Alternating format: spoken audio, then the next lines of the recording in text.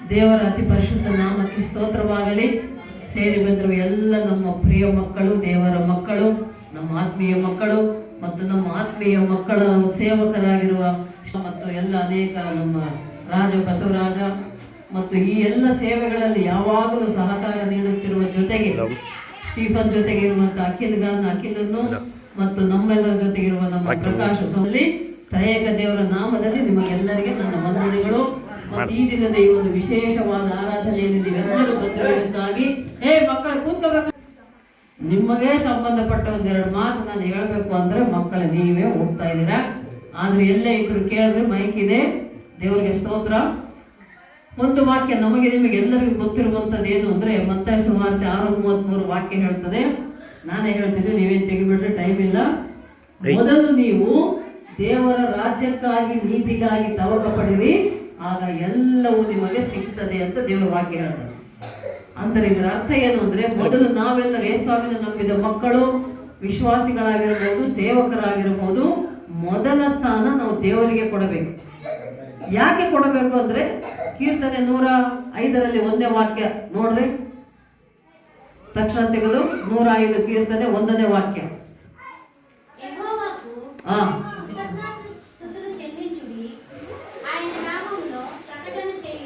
ఆయనకి కృతజ్ఞతాస్తుతులు చెల్లించాలి.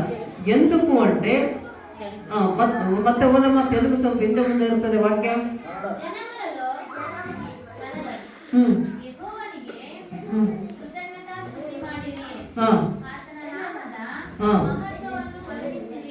ಆಮೆನ್. ಎಷ್ಟನೇ ಕೀರ್ತನೆ ಇದು? 105. 107 ಹೋದ್ರೆ ದೇವರಿಗೆ ಕೃತಜ್ಞತಾ ಸ್ತುತಿ ಮಾಡಬೇಕು, ದೇವರಿಗೆ ಮೊದಲ ಸ್ಥಾನ ಕೊಡಬೇಕು. ಯಾಕೆ ಕೊಡಬೇಕು? 107 ಓದ್ ಮಗಳೇ.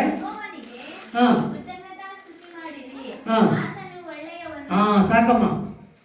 ಯಾಕೆ ನಾವು ದೇವರಿಗೆ ಕೃತಜ್ಞತೆ ಹೇಳಬೇಕು? ಆತನು ಒಳ್ಳೆಯವನು. ಹಲ್ಲೆಲೂಯಾ. ಆತನು ಒಳ್ಳೆಯವನು. ಅದಕ್ಕೆ ನಾವು ಯೇಸುವನ್ನು ನಂಬಿದ್ದೇವೆ. ಆತನು ನಮ್ಮನ್ನ ಪ್ರೀತಿಸ್ತಾ ಇದ್ದಾನೆ, ಅದಕ್ಕೆ ನಾವು ಯೇಸುವನ್ನು ನಂಬಿದ್ದೇವೆ. ಮತ್ತು ಎಲ್ಲಕ್ಕಿಂತ ಒಂದು ವಾಕ್ಯ, ಅದರಲ್ಲೇ 107ನೇ ಕೀರ್ತನೆ 3ನೇ ವಚನ ಓದಮ್ಮ. 6ನೇ ವಚನ, ಸಾರಿ.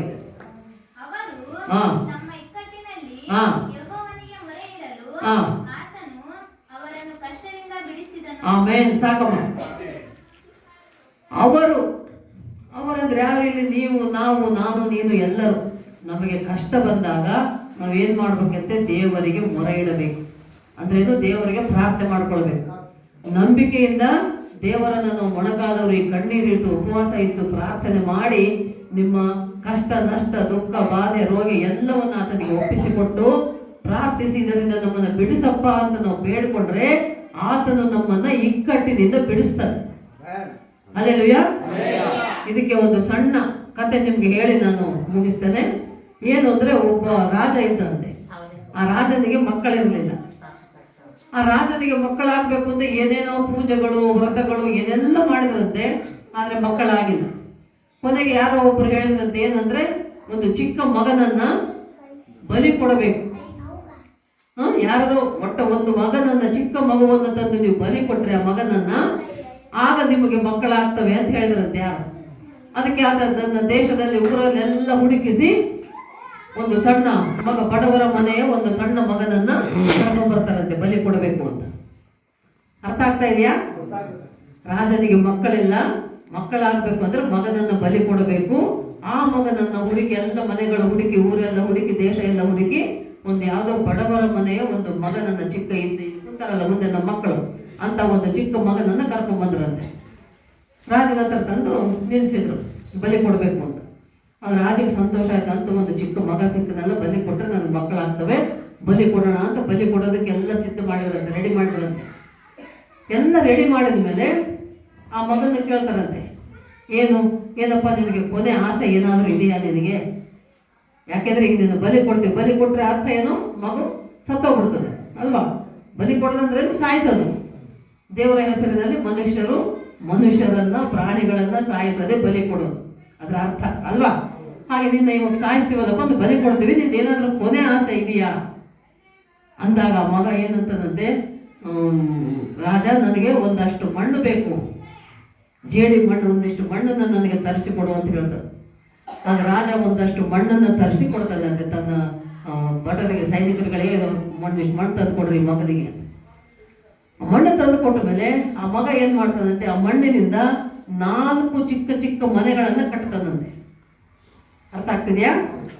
4 ಮನೆ ಕಟ್ಟಿದಂತೆ ಲೈನಾಗಿ ಚಿಕ್ಕ ಚಿಕ್ಕ 4 ಮನೆ ಕಟ್ಟಿ ಫಸ್ಟ್ ಒಂದು ಮನೆ ಬೀಳಿಸ್ಬಿಟ್ನಂತೆ. ಕಟ್ಟಿದ, ಬೀಳಿಸಿದ, 2ನೇ ಮನೆ ಬೀಳಿಸಿದ, 3ನೇ ಮನೆ ಬೀಳಿಸಿದ. ಆದರೆ 4ನೇ ಮನೆ ಬೀಳಿಸಲಿಲ್ಲ. ಆ 4ನೇ ಮನೆ ಮುಂದೆ ಸಾಷ್ಟಾಂಗ ಬಿದ್ದು ನಮಸ್ಕಾರ ಮಾಡ್ತಾ ಇದ್ದ. ಆ ರಾಜನಿಗೆ ಅರ್ಥ ಆಗಲಿಲ್ಲ, ಏನು ಹುಡುಗ ಹಿಂಗೆ ಮಾಡ್ತಾರಲ್ಲ, ಇದು ಮಣ್ಣು ತಗೊಂಬ ಅಂದ್ರೆ ಮಣ್ಣು ತಂದ್ಕೊಟ್ವಿ, ಮನೆ ಕಟ್ಟಿದ ಮನೆಗಳನ್ನು ಬೆಳೆಸಿದ್ನಲ್ಲ. ಅವಾಗ ಅವನು ಆ ಮಗನ ಕೇಳ್ತಾನಂತೆ ರಾಜ, ಆ ಚಿಕ್ಕ ಮಗನ ಬಾಲಕನನ್ನು, ಏನಪ್ಪ ನೀನು ಏನು ಮಾಡ್ತಾ ಇದೀಯಾ, ಯಾಕೆ ಹೀಗೆ ಮನೆಗಳು ಕಟ್ಟಿ ಮತ್ತೆ ಬೆಳೆಸಿಬಿಟ್ಟೆ, 3 ಮನೆ ಬೆಳೆಸಿದಿ, 1 ಮನೆ ಉಳಿಸಿದಿ, ಏನಿದ್ರ ಅರ್ಥ, ಯಾಕೆ ಹೀಗೆ ಮಾಡಿದೆ ನೀನು ಅಂತ ಕೇಳಿದಾಗ ಆ ಮಗ ಹೇಳ್ತಾನೆ, ರಾಜ, ಮೊದಲನೇ ಮನೆ ನಿಂದು, ನಿನ್ನ ಅರಮನೆ, ನೀನು ನನ್ನ ಬಲಿ ಕೊಡ್ಬೇಕು ಅಂದ್ಕೊಂಡಿದೆಯಲ್ಲ, ಅದಕ್ಕೆ ನಾನು ನಿನ್ನ ಮನೆ ಬೆಳೆಸಿಬಿಟ್ಟೆ. 2ನೇ ಮನೆ ನಮ್ಮ ಅಪ್ಪ ಅಮ್ಮಂದು, ಅದನ್ನು ಬೆಳೆಸಿಬಿಟ್ಟೆ. ಯಾಕೆಂದರೆ ನನ್ನ ಬಲಿ ಕೊಡೋದಕ್ಕೆ ನನ್ನ ಬೇಕು ಅಂದಾಗ ಅವ್ರು ನನ್ನ ಕರ್ಕೊಂಬಂದ್ರಲ್ಲ, ಅದಕ್ಕೆ ನಮ್ಮ ಅಪ್ಪ ಅಮ್ಮನ ಮನೆಯನ್ನು ಬೆಳೆಸಿಬಿಟ್ಟೆ. 3ನೇ ಮನೆ ನನ್ನ ಬಂಧು ಬಳಗ ಸ್ನೇಹಿತರೇನಿದ್ದಾರಲ್ಲ, ಅವರು ಕೂಡ ಯಾರು ನನ್ನ ಬಲಿ ಕೊಡೋದಕ್ಕೆ ಅಡ್ಡ ಬಂದಿಲ್ಲ, ಬಲಿ ಕೊಡೋದಕ್ಕೆ ಎಲ್ಲರೂ ಒಪ್ಕೊಂಡಾರಲ್ಲ, ಅದಕ್ಕೆ ನಮ್ಮ ಬಂಧು ಬಳಗದ ಮನೆ ಕೂಡ ನಾನು ಬೆಳೆಸಿಬಿಟ್ಟೆ. ಮತ್ತು ಈ 4ನೇ ಮನೆ ಬೆಳೆಸಿಲ್ಲಲ್ಲ, ಈ 4ನೇ ಮನೆ ದೇವರ ಮನೆ. ದೇವರ ಮನೆ, ನನಗೆ ಕಾಪಾಡೋದು, ನನ್ನ ಕಾಯೋದು ನನ್ನ ದೇವರು. ಅದಕ್ಕೆ ನನ್ನ ದೇವರನ್ನ ನಾನು ಬೇಡ್ಕೊಂಡೆ, ಅದಕ್ಕೆ ನಾನು ದೇವರ ಮನೆ ಬೆಳೆಸಿದ. ದೇವರ ಮನೆ ಮುಂದೆ ನಾನು ನಮಸ್ಕಾರ ಮಾಡಿ ಸಾಷ್ಟಾಂಗ ಬಿದ್ದು ದೇವರನ್ನ ನನ್ನ ಕಾಪಾಡುವಂತ ಕೇಳ್ಕೊಂಡಿದ್ದೀನಿ. ಹಲ್ಲೆಲೂಯಾ. ಈ ಮಾತನ್ನ ಕೇಳಿ ಆ ರಾಜನ ಮನಸ್ಸು ಕರಗಿ ಹೋಯಿತು, ಬದಲಾಯಿತು. ಕಠಿಣವಾಗಿದ್ದ ಮನಸ್ಸು, ಆ ಮಗನನ್ನ ಆ ಬಾಲಕನನ್ನ ಬಲಿ ಕೊಡಬೇಕಂದುಕೊಂಡಿದ್ದ ರಾಜ ಏನ್ ಮಾಡ್ದ, ಆ ಮಗನನ್ನ ಸಾಯಿಸಲಿಲ್ಲ. ಮಗ, ಇವತ್ತಿನಿಂದ ನೀನೇ ನನ್ನ ಮಗ ಅಂದ್ಬಿಟ್ಟ ರಾಜ. ಹಲ್ಲೆಲೂಯಾ. ಅಪ್ಪಳೆ ಹೊಡೆಯರಪ್ಪ, ಅರ್ಥ ಆಗಲಿಲ್ಲ. ಬಲಿಯಾಗಿ ಬಂದಿದ್ದ ಮಗನೇ ರಾಜಕುಮಾರನಾದ ಅಲ್ವಾ? ರಾಜ ಏನಂದ, ಇನ್ಯಾರು ನನ್ನ ಮಕ್ಕಳು ಬೇಡ, ನೀನೇ ನನ್ನ ಮಗ, ಇಷ್ಟು ಬುದ್ಧಿವಂತ ಇದೆಯಾ, ಈ ಚಿಕ್ಕ ವಯಸ್ಸಿಗೆ ಇಷ್ಟು ಬುದ್ಧಿವಂತ ನೀನು, ದೇವರಿಗೆ ಇಷ್ಟು ಮುಖ್ಯ ಸ್ಥಾನ ಕೊಟ್ಟಿದೆಯಲ್ಲಪ್ಪ, ನೀನು ದೇವರ ಮಗನಾಗಿದ್ದಿ, ನೀನೇ ನನ್ನ ಮಗ ಇನ್ನು ಮೇಲೆ ಅಂತ ಹೇಳಿ ಆ ಮಗನಿಗೆ ರಾಜನ ಪಟ್ಟಾಭಿಷೇಕ ಮಾಡ್ತಾರೆ. ಆ ಬಾಲಕ ಬಡವರ ಮನೆಯ ಹುಡುಗ ರಾಜನಾದ ಮಕ್ಕಳೇ. ಇದರಿಂದ ಏನು ಅರ್ಥ ಆಯ್ತು ನಿಮಗೆ? ದೇವರಿಗೆ ಮೊದಲನೇ ಸ್ಥಾನ ಕೊಟ್ಟು, ದೇವರಲ್ಲಿ ನಂಬಿಕೆ ಇಟ್ಟು, ದೇವರನ್ನ ಬೇಡಿಕೊಂಡರೆ ಆತ ನಮ್ಮ ಬೇಡಿಕೆಗಳನ್ನೆಲ್ಲ ನೆರವೇರಿಸುತ್ತಾನೆ, ಕೇಳಿದ್ದನ್ನ ಕೊಡ್ತಾನೆ. ಆ ಚಿಕ್ಕ ಮಗ ಏನ್ ಬೇಡ್ಕೊಂಡ, ನನ್ನನ್ನು ಈ ಕಷ್ಟದಿಂದ ಪಾರು ಮಾಡಪ್ಪ ದೇವರೇ, ಯಾರು ರಾಜ ಆಗಲಿ, ಅಪ್ಪ ಅಮ್ಮ ಆಗಲಿ, ಬಂಧು ಬಳಗ ಆಗಲಿ, ಯಾರು ನನ್ನ ಕೈ ಹಿಡಿದಿಲ್ಲ, ನೀನೇ ನನ್ನ ಕೈ ಹಿಡಿದು ನಡೆಸಬೇಕು. ಆಗ ನಂಬಿಗಸ್ತನಾದ ದೇವರು, ನಂಬಿದವರ ಕೈ ಬಿಡಲಾರದ ದೇವರು ಆ ಮಗನ ಕೈ ಹಿಡಿದ. ಆ ಮಗನನ್ನ ಚಿಕ್ಕ ಹರಕು ಮರಕು ಉಳಿಸಲು ಬಡತನದ ಮನೆಯಿಂದ ಬಂದ ಮಗನನ್ನ ರಾಜನನ್ನಾಗಿ ಮಾಡಿದ. ಹಾಗೆ ನೀವು ಅಲ್ಲೇನಾಯ್ತು, ಈಗ ನಾವು ಓದಿದ್ವಲ್ಲ ವಾಕ್ಯ, 105ನೇ ಕೀರ್ತನೆ 6ನೇ ವಾಕ್ಯ, ಅವರು ಇಕ್ಕಟ್ಟಿನಲ್ಲಿ ದೇವರಿಗೆ ಮೊರೆ ಇಡಲು ದೇವರು ಅವ್ರನ್ನ ಏನ್ ಮಾಡ್ದ, ಕಷ್ಟದಿಂದ ಇಕ್ಕಟ್ಟಿನಿಂದ ಬಿಡಿಸಿದನು ಅಲ್ವಾ? ಬಲಿಯಾಗುವಂತ ಕಷ್ಟ ಕಾಲಕ್ಕೆ ಬಂದಂತ ಮಗನನ್ನ ದೇವರು ಇಕ್ಕಟ್ಟಿನಿಂದ ಕಷ್ಟದಿಂದ ಬಿಡಿಸಿದ. ಹಾಗೆ ಮಕ್ಕಳೇ, ನಾವು ನೀವು ಕೂಡ ನಮ್ಮ ಕಷ್ಟದಲ್ಲಿ ದೇವರಿಗೆ ಮೊರೆ ಇಟ್ಟರೆ, ನಂಬಿಕೆಯಿಂದ ಪ್ರಾರ್ಥನೆ ಮಾಡಿಕೊಂಡ್ರೆ, ನಿಮ್ಮ ಕಷ್ಟ ನಷ್ಟ ರೋಗ ಬಾಧೆ ಚಿಂತೆ ಎಲ್ಲವನ್ನ ದೂರ ಮಾಡ್ತಾರೆ ನಮ್ಮ ದೇವರು. ಹಲ್ಲೆಲೂಯಾ. ದೇವರಿಗೆ ಮೊದಲ ಸ್ಥಾನ ಕೊಟ್ಟು ನಂಬಿಕೆಯಿಂದ ಇದ್ದರೆ. ಅರ್ಥ ಆಯ್ತಾ?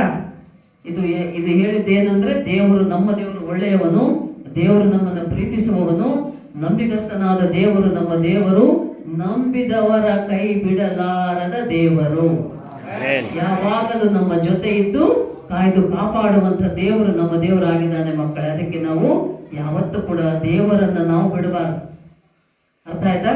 ದೇವರ ನಂಬಿಕೆ ಕೈ ಬಿಡಲ್ಲ, ಯಾವತ್ತು ನಾವೇ ಬಿಡ್ತಾ ಇರ್ತೇವೆ ಅಲ್ವಾ? ಬೇಜಾರಾಗಿ ಸಿಟ್ಟು ಬಂದು ಕೋಪಗೊಂಡು ಏನು ಇಷ್ಟು ಪ್ರಾರ್ಥನೆ ಮಾಡಿದ್ರೆ ಏನು, ಎಷ್ಟೆಲ್ಲ ಚರ್ಚ್ಗೆ ಹೋಗ್ತೀವಿ, ಎಷ್ಟು ಚರ್ಚ್ಗೆ ಹೋದ್ರೆ ಏನಾಯ್ತು ನಮಗೆ, ಯಾವ ದೇವ್ರು ಏನು ಮಾಡ್ಯಾನೆ, ಕಷ್ಟ ಬಂದಾಗ ಇದೇ ಮಾತಾಡೋದು ಅಲ್ವಾ.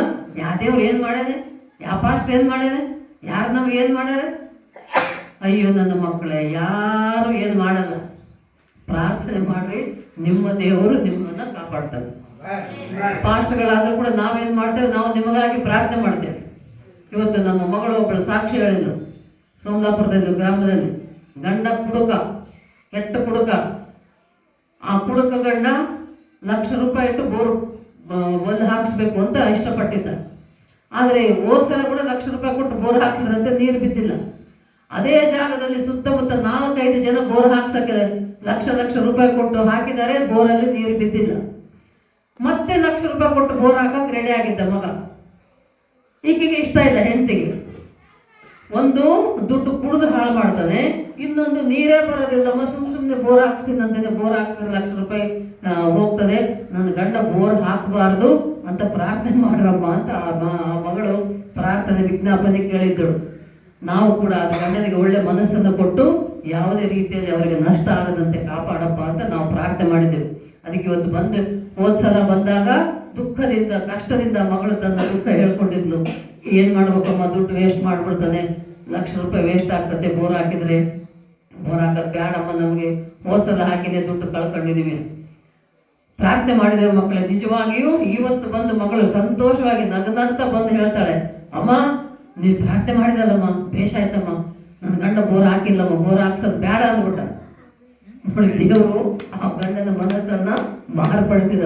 ಬೋರ್ ಹಾಕಲೇಬೇಕು ಅಂತ ಪಟ್ಟು ಹಿಡಿದವನು ಬೋರ್ ಹಾಕೋದು ಬೇಡ ಬಿಡು ಅಂತ ಮನಸ್ಸು ಚೇಂಜ್ ಮಾಡ್ಕೊಂಡ ಅಂತ ಮನಸ್ಸನ್ನು ಮಾರ್ಪಡಿಸಿದ ದೇವರು ₹1,00,000 ಉಳಿಸಿದ ಅಂತ ಮಗಳಿಗೆ ಸಂತೋಷ ಆಗಿದೆ. ಅಂದರೆ ನಾವು ಕಷ್ಟದಲ್ಲಿ ನಾವು ಪ್ರಾರ್ಥಿಸಿದಾಗ, ನಾವು ಪ್ರಾರ್ಥನೆ ಮಾಡೋದು ನಿಜವಾಗಿಯೂ ನಿಮಗದು ಅವಶ್ಯಕ ಅಂತ ಇದ್ದರೆ ದೇವರದನ್ನು ಖಂಡಿತ ನೆರವೇರಿಸ್ತಾನೆ ಮಕ್ಕಳೇ. ಅದು ನಿಮಗೆ ಉಪಯೋಗಕರ, ಅದು ನಿಮಗೆ ಅವಶ್ಯಕವಾಗಿದ್ದರೆ. ಮತ್ತೆ ನಿಮಗೆ ಬೇಕಿರಲಾರದೆಲ್ಲ ಕೇಳ್ಕೊಂಡ್ರೆ ಮತ್ತೆ ಆಗಲ್ಲ. ಅರ್ಥ ಆಯ್ತಾ? ನಿಮ್ಗೆ ಅವಶ್ಯಕತೆ ಇದ್ರೆ ಮಾತ್ರ ಅವಶ್ಯಕತೆ ಪೂರೈಸ್ತಾನೆ. ಯೆಹೋವ ಇರೋ ದೇವರು ನಮ್ಮ ಅವಶ್ಯಕತೆಗಳನ್ನು ಪೂರೈಸ್ತಾನೆ ಮಕ್ಕಳು. ಅದನ್ನು ನಾವು ತಿಳ್ಕೊಂಡಿರ್ಬೇಕು. ಅರ್ಥ ಆಯ್ತಾ? ಮತ್ತೆ ಇನ್ನೊಂದೆರಡು ಮಾತು ಕ್ರಿಸ್ಮಸ್ ಬಗ್ಗೆ 1-2-3 ಮಾತು ಹೇಳ್ತೀನಿ. ಯಾಕಂದ್ರೆ ಮತ್ತೆ ಕ್ರಿಸ್ಮಸ್ಗೆ ನಾನು ಇಲ್ಲಿ ಬರಲ್ಲ, ಇಲ್ಲಿ ಇರಲ್ಲ. 2025ರಲ್ಲಿ ಲಾಸ್ಟ್ ಭೇಟಿ ನಮಗೆ ನಿಮಗೆ. ಮತ್ತೆ ಹೊಸ ವರ್ಷಕ್ಕೆ ನಾನು ಬರೋದು ನಿಮ್ಮ ಊರಿಗೆ. ಅದಕ್ಕೆ 1-2 ಮಾತು ಹೇಳ್ತೇನೆ. ಒಂದು, ಕ್ರಿಸ್ಮಸ್ ಅಂದರೆ ಏನು ಅಂತ ನಮ್ಮ ಸ್ಟೀಫನ್ ರಾಜು ನಿಮ್ಮನ್ನು ಕೇಳಿದ. ಯೇಸು ಸ್ವಾಮಿ ಹುಟ್ಟಿದ ದಿನ, ಏಸಪ್ಪನ ಬರ್ತ್ಡೇ. ನಮ್ಮ ಚಿಕ್ಕ ಮಕ್ಕಳು ಕೂಡ ಹೇಳ್ತವೆ, ಏಸಪ್ಪನ ಹ್ಯಾಪಿ ಬರ್ತ್ಡೇ ಅಂತಾರೆ ಚಿಕ್ಕ ಮಕ್ಕಳು ಅಲ್ವಾ. ಕ್ರಿಸ್ಮಸ್ ಹಬ್ಬ ಏಸಪ್ಪ ಹುಟ್ಟಿದ ದಿನ ಅಂತ. ಇಂಗ್ಲಿಷಲ್ಲಿ ಇದ್ದಂಥ ಪದ ಅದು ಕ್ರಿಸ್ಮಸ್ ಅಂತ. ಕ್ರಿಸ್ತ ಅಂದರೆ ಕ್ರಿಸ್ತನು, ಯೇಸು ಸ್ವಾಮಿ. ಮಾಸ್ ಅಂದರೆ MASS ಮಾಸ್ ಅಂತ ಇಂಗ್ಲಿಷಲ್ಲಿ. ಅಂದರೆ ಅದು ಒಂದು ಜನರ ಗುಂಪು. ಅಂದರೆ ವಿಶ್ವಾಸಿಗಳು ಗುಂಪುಗೂಡಿ ಯೇಸುವಿನ ಜನನವನ್ನ, ಬರ್ತ್ಡೇಯನ್ನ ಮಾಡೋದು. ಸಂತೋಷ ಸಂಭ್ರಮದಿಂದ ಗುಂಪಾಗಿ ವಿಶ್ವಾಸಿಗಳು, ದೇವರ ಮಕ್ಕಳು ಕೂಡಿ ಬರೋದು. ಅದು ಕ್ರಿಸ್ಮಸ್ ಅನ್ನೋ ಪದಕ್ಕೆ, ಇಂಗ್ಲಿಷಲ್ಲಿರೋ ಪದಕ್ಕೆ ಅರ್ಥ. ಆಮೇಲೆ ಕ್ರಿಶ್ಚಿಯನ್ ಅಂದರೆ ಯಾರು? ಕ್ರೈಸ್ತರು ಅಂತೀವಿ ನಾವು. ಹೌದಾ? ನಾವೆಲ್ಲರೂ ಯೇಸುವನ್ನು ನಂಬಿದ ಮಕ್ಕಳೆಲ್ಲ ಕ್ರೈಸ್ತರು. ಯಾರು ಕ್ರೈಸ್ತರು? ಕ್ರೈಸ್ತರು ಅಂದರೆ ಯಾರು ಕ್ರಿಸ್ತನನ್ನು ಹಿಂಬಾಲಿಸುತ್ತಾರೋ ಅವರು ಕ್ರೈಸ್ತರು. Who follows Jesus Christ is Christian ಅಂತ ಅರ್ಥ. ಕ್ರಿಸ್ತನನ್ನು ಹಿಂಬಾಲಿಸುವವರು. ಕ್ರಿಸ್ತನನ್ನು ಹಿಂಬಾಲಿಸೋದ್ರ ಅರ್ಥ ಏನು? ಕ್ರಿಸ್ತನ ಸ್ವಭಾವ ಗುಣವನ್ನು ಹೊಂದಿರುವವರು. ಅರ್ಥ ಆಯ್ತಾ? ಅಲ್ಲಿ ದೇವರ ವಾಕ್ಯ ಹಾಕಿದೆ, ಹೃದಯ ಶುದ್ಧಿಗಲವಾರು ಧನ್ಯರು ವಾರು ದೇವನಿ ಚೂಚೆದರು ಅಂತ. ಅಂದರೆ ನಿಮ್ಮ ಹೃದಯ ಶುದ್ಧವಾಗಿರ್ಬೇಕು. ಏಸಪ್ಪನ ಹೃದಯ ಶುದ್ಧವಾಗಿತ್ತಲ್ಲ, ನಿಮ್ಮ ಹೃದಯ ಶುದ್ಧವಾಗಿರಬೇಕು. ಏಸಪ್ಪ ಎಲ್ಲರನ್ನ ಪ್ರೀತಿಸ್ತಾ ಇದ್ದ, ನೀವು ಎಲ್ಲರನ್ನ ಪ್ರೀತಿಸಬೇಕು. ಏಸಪ್ಪ ತನಗೆ ತಪ್ಪು ಮಾಡಿ, ಮೋಸ ಮಾಡಿ, ಶಿಲುಬೆ ಮರಣ ಶಿಕ್ಷೆ ಕೊಟ್ಟರು ಕೂಡ ಎಲ್ಲರನ್ನ ಕ್ಷಮಿಸಿದ. ಅದಕ್ಕೆ ನೀವು ಕೂಡ ಒಬ್ಬರನ್ನೊಬ್ಬರು ಕ್ಷಮಿಸ್ತಾ ಇರಬೇಕು. ಯಾರ್ಯಾರು ತಿಳಿದಾದ ತಪ್ಪು ಮಾಡಿದರೂ ಕೂಡ ಅವರು ದೊಡ್ಡವರಾಗಲಿ ಸಣ್ಣವರಾಗಲಿ ನಾವು ಕ್ಷಮಿಸಬೇಕು ಮಕ್ಕಳೇ.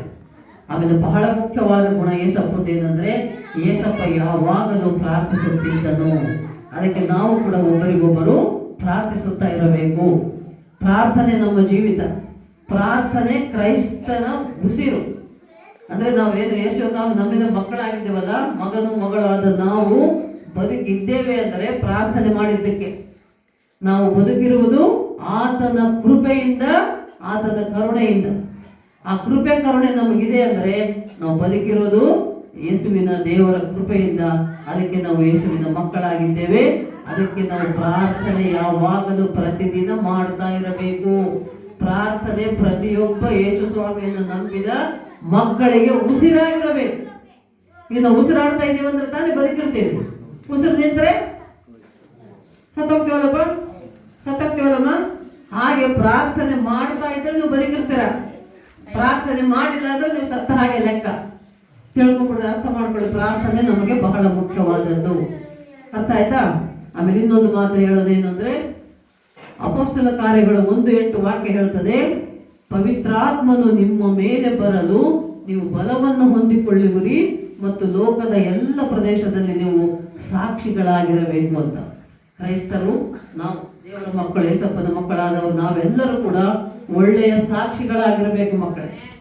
ಸಾಕ್ಷಿ ಜೀವಿತ ನಿಮ್ದಿರ್ಬೇಕು. ಈಗ ಸ್ಟೀಫನ್ ಅವರು ವಾಕ್ಯ ಹೇಳಿದ್ರಲ್ಲ, ನಾವು ಕ್ರಿಸ್ಮಸ್ ಆಚರಣೆ ಮಾಡಿದರೆ ನಮ್ಮ ಒಂದು ನಡೆ ನುಡಿ ನೋಡಿ ಇನ್ನೊಬ್ರು ನಮ್ಮ ಯೇಸು ಸ್ವಾಮಿ ಹತ್ರ ಬರಬೇಕು.